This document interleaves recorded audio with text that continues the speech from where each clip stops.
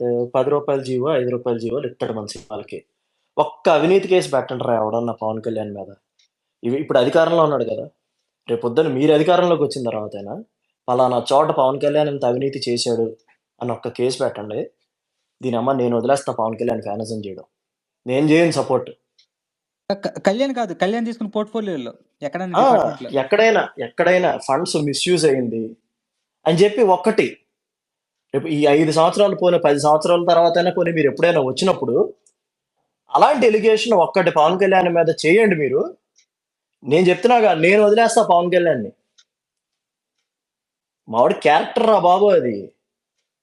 నిజంగా సంపాదించుకోవాలనుకుంటే ఇప్పుడు గాదు. లవడా చాలా మందికి తెలీదేమో మీకు. సౌత్‌లో పెప్సీకి ఫస్ట్ అంబాసిడర్ పవన్ కళ్యాణ్. ఇన్ని సంవత్సరాల్లో ఎప్పుడు అంబాసిడర్ పవన్ కళ్యాణ్ పెప్సీకి?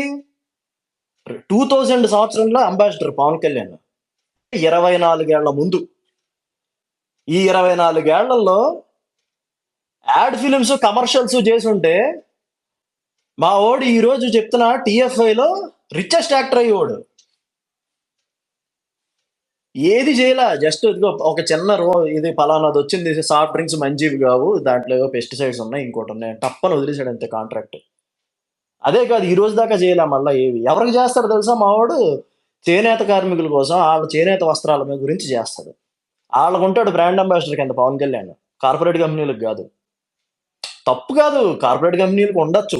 తప్పేం కాదు. బట్ పవన్ కళ్యాణ్ తన ఐడియాలజీ ఏం చెప్తాడంటే, నేను వాడంది నేను ఎలా ప్రమోట్ చేస్తా అంటాడు.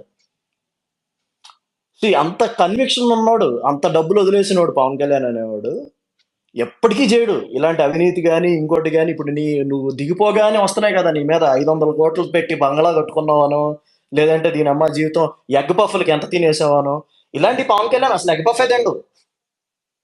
ఆఫీసులో ఉండేవాళ్ళకి కూడా తనే తెప్పిస్తాడు డబ్బులు ఇచ్చి బేకరీ నుంచి. అది పవన్ కళ్యాణ్కి నీకు డిఫరెన్స్.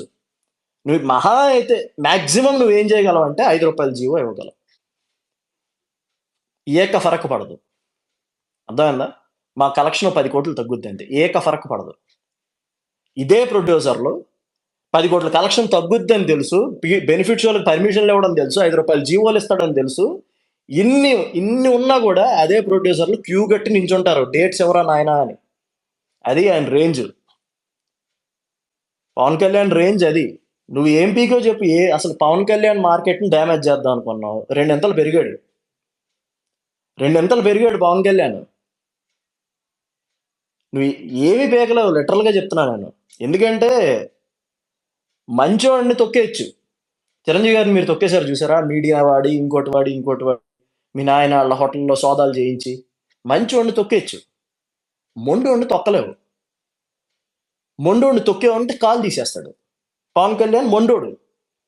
అర్థమైందా? సావో రేవో అక్కడే తేల్చుకుందామని వెళ్తాడు పవన్ కళ్యాణ్. దిగితే. కాబట్టి మొండోడితో పెట్టుకోకు. ఈడికన్నా మొండోడిని నేను రాసిస్తా. నువ్వు నీ లైఫ్లో కలవవు మళ్ళా. నువ్వు నీ లైఫ్లో కలిసి భీమలా నాయకుల్లో డానీని భయంలా కలిసినట్టు ఉంటుంది నీకు. ఇక ఆల్రెడీ ఆ సినిమా నీకోసమే తీశాడు.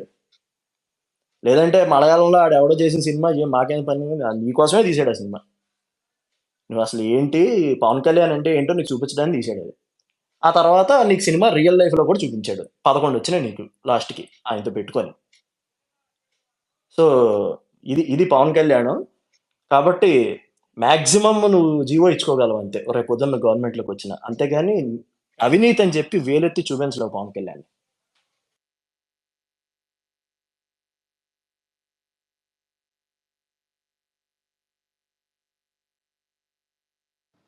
న్యూస్